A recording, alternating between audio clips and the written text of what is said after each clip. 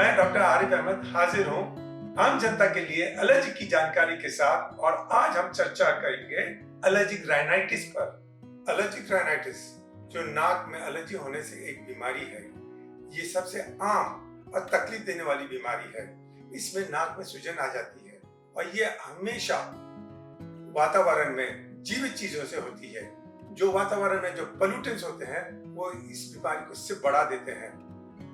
छींक, बंद नाक, बहती हुई नाक या नाक का खुजाना, इसमें से कम 2 लक्षण होना बहुत जरूरी है। इन सभी लक्षणों की अहमियत जब होती है अगर ये आपकी रोजमर्रा जिंदगी को असर कर रही है, जैसे कि खेल कूद, नींद, ऑफिस का काम, स्कूल या आपके दोस्ताना पर असर कर रही है। इसे हम कहते हैं क्वालिटी ऑफ लाइफ। छींक एलर्जी का एक आम सिम्टम है। हम सभी लोग नॉर्मली छींकते हैं।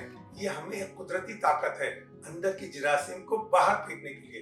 लेकिन ये जब हद से ज्यादा बढ़ जाती है, यानी पानी ऊपर तक आ जाए, तो हमें कुछ करना पड़ता है। छींक जो सुबह सुबह आती है नींद में से फौरन उठने के बाद, वो डस्ट माइट्स की वजह से होती है।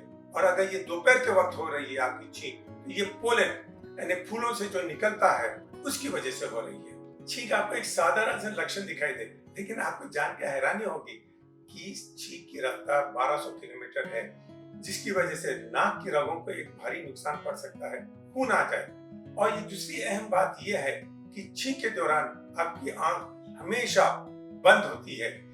खास तौर पर ड्राइविंग के वक्त आपको एक बड़ा नुकसान भुगतना पड़ सकता है।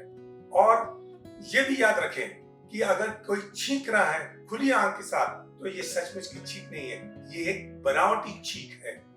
नाक की एलर्जी सिर्फ छींक तक सीमित नहीं है, ये आपके श्वास के हर हिस्सों पर असर कर सकती है। जैसे गले में सूजन आ जाए लगातार नाक से बलगम आने की वजह से, और आपको साइनसाइटिस हो सकता है क्योंकि सीधा नाक से कनेक्शन होने की वजह से इसमें सुबह सुबह सर दर्द हो या सर में भारीपन हो। अस्थमा, नाक में उंगली डालना फेफड़े में डायरेक्ट उंगली डालने के बराबर है, क्योंकि आपकी वास्तव में फेफड़े की नली नाक से शुरू होती है। Direct connection. कान में भी इंफेक्शन होते हैं, क्योंकि नाक और कान का न सिर्फ एक क्लोज या करीबी जिस्मानी ताल्लुक है, बल्कि एक दूसरे से एक दोस्ताना ताल्लुक भी है। एडिनॉइड्स नाम से नाक के पिछले हिस्से में मौजूद होते हैं। इसमें भी सूजन आ जाती है, तो इसकी बहुत अहमियत होती है और आगे चलकर हम इसे और डिटेल में आपको अपने नेक्स्ट वीडियो में बताएंगे। और ये सभी चीजों से आपकी स्पीच को भी असर हो सकता है, जैसे कि आपकी आवाज नाक से आने लगे। आंख में भी असर हो सकता है, क्योंकि एक डायरेक्ट कनेक्शन है नाक और आंख का। और एलर्जिक राइनाइटिस से चेहरे पर क्या लक्षण या साइंस होते हैं? सबसे पहले आंखों के नीचे एक सूजन। दूसरा, नाक के ऊपर इधर एक लाइन आ जा सकती है। वो इसलिए क्योंकि सालों साल ऐसे नाक खुजाने की वजह से इधर एक लाइन आ जाती है। और चौंका देने वाली बात, हैरानी की बात यह है कि लोग सालों साल ऐसा करते रहते हैं, लाइन बनते रहती है, उन्हें पता भी नहीं चलता कि एक लाइन बन रही है। नाक में 2 लड्डू दिखाई दे, जिन्हें हम टर्मिनेट हाइपरट्रोफी कहते हैं। या ये भी हो कि नाक में कुछ भी ना दिखाई दे। नाक की हर एलर्जी को आम सर्दी या कॉमन कोल्ड से अलग देखने की और समझने की बहुत जरूरत है, क्योंकि हर एलर्जी ना सर्दी होती है, ना हर सर्दी एक एलर्जी होती है। नाक की एलर्जी के इलाज में 4 बड़े और अहम खंड होते हैं। पहला और जो सबसे जरूरी है वो है एजुकेशन या तालीम। इसलिए तो हम ये वीडियोस बना रहे हैं। ये बीमारी जो है एक लंबी बीमारी है, और अगर पेशेंट अपनी बीमारी समझ जाए तो उसकी आधी बीमारी खत्म। इसलिए हमारी आपसे रिक्वेस्ट है कि आप इसे ध्यान से देखें और समझें। इलाज का दूसरा खंबा है दवाई। गोलियों के अलावा स्प्रेस, खास तौर पर स्टेरॉइड स्प्रेस का इसमें बहुत अहम और इम्पोर्टेंट रोल है।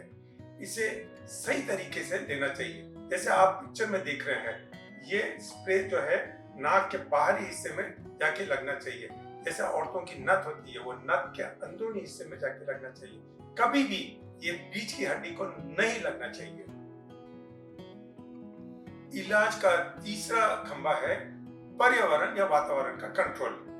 इसीलिए आपको बेहद जरूरी है कि आप अपना एलर्जी टेस्ट करवाएं, ये मालूम करें कि किस चीज की आपको एलर्जी है और उसे कंट्रोल करें। और इसी के बारे में यानी एनवायरमेंटल कंट्रोल, पर्यावरण कंट्रोल के बारे में हम आगे की वीडियोस में चर्चा करेंगे। इलाज का चौथा और आखिरी खंबा है इम्यूनोथेरेपी या वैक्सीन। इसे आपको 3-3 साल के लिए लेने की जरूरत पड़ती है। ये ड्रॉप्स में भी होते हैं और इंजेक्शन में भी होते हैं। इसे कभी महीने में 1 बार या कभी 2 बार लेने की जरूरत पड़ती है, लेकिन आप अगर जरूरत है तो जरूर लें। और आखिर में सबसे एक अहम और एक महत्वपूर्ण बात बताऊं आपको, एक अच्छी क्वालिटी ऑफ लाइफ का राज। दिन भर बंद हो नाक आपकी और चिड़चिड़ा हो मिजाज, घर में दिन भर ना कोई काम, बिगड़े मूड की सूरत साज, सभी घर वालों से मुसीबत मुसीबत की आई आवाज। इसीलिए ख्याल रखिए अपनी नाक का, कहते हैं हम, ना हो जाए बंद नाक आपकी, सबके नाक में दम। ये हमारा आज का लेक्चर था एलर्जिक राइनाइटिस पर, और हमें उम्मीद है कि आपको पसंद आया होगा। और हमारी आपसे रिक्वेस्ट है कि आप इसे लाइक करें और शेयर करें, क्योंकि इस सभी वीडियोस बनाने का हमारा सिर्फ एक ही मकसद है, चिराग से चिराग जलाएं।